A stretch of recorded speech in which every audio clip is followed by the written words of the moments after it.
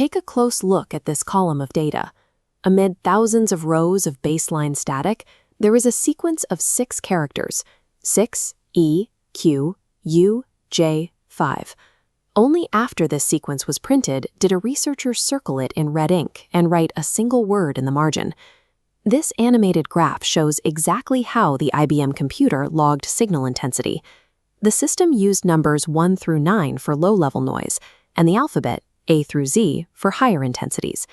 When plotted out, the sequence 6EQUJ5 forms a perfect Gaussian bell curve, with the letter U representing a peak intensity roughly 30 times stronger than the normal deep space background noise. Extracted from that sequence are 3 rigid physical parameters. The signal lasted exactly 72 seconds, occupying a bandwidth under 10 kHz, arriving precisely at 1420 MHz. To understand what happened on August 15, 1977, we have to strip away the science fiction and evaluate this event strictly as an engineering and astrophysical problem.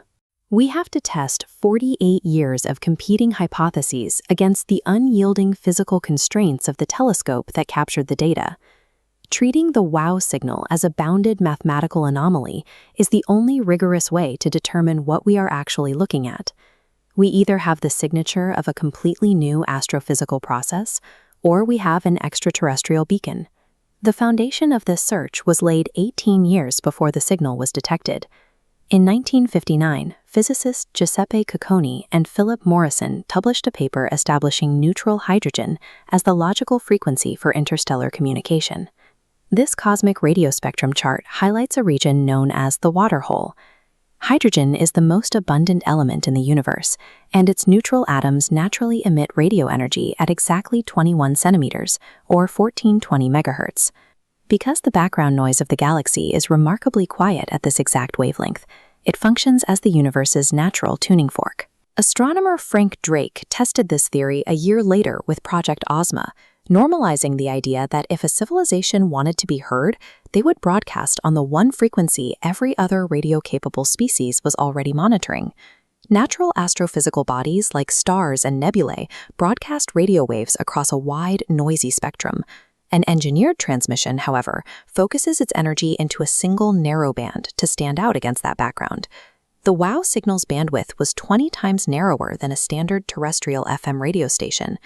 The telescope in Ohio wasn't randomly scanning the sky. It was hunting for a highly specific, mathematically predicted profile. The 1977 detection matched that 1959 prediction perfectly. Unlike steerable dishes, Big Ear's fixed design relied on Earth's rotation to sweep the sky. A celestial object takes precisely 72 seconds to enter, peak, and exit, the 72-second rule. For confirmation, a signal must sweep the east horn, then 3 minutes later, the west horn. In 1977, signal processing was heavily constrained by the hardware of the era. Volunteers manually sifted through continuous 12-second interval printouts, visually scanning for anomalies processed by an IBM System/370 computer. This architecture dictates the absolute rules for a valid detection. To prove a signal originated from a fixed point in deep space, it must form a 72-second Gaussian curve, and it must trigger both feed horns sequentially. On August 15th, the east horn swept Sagittarius. A signal appeared exactly at 1420 MHz, rising and falling with precise geometric synchronization over exactly 72 seconds. Then came the critical anomaly. 3 minutes later, the Earth's rotation carried the west horn over the exact same coordinates. The computer recorded nothing but baseline noise. The missing west horn data introduces a strict physical limitation.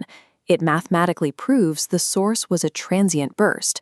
Whatever produced the radio waves switched on or off entirely within that 3-minute window.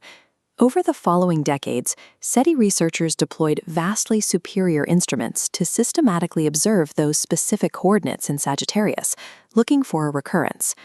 Independent researcher Robert Gray secured time on the Very Large Array, an installation over 100 times more sensitive than Big Ear.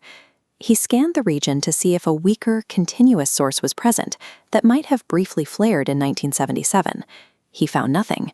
The decades of negative data leave us with an unavoidable conclusion. The WOW signal was an entirely isolated, unrepeated event. This single fact drastically narrows the field of valid astrophysical explanations.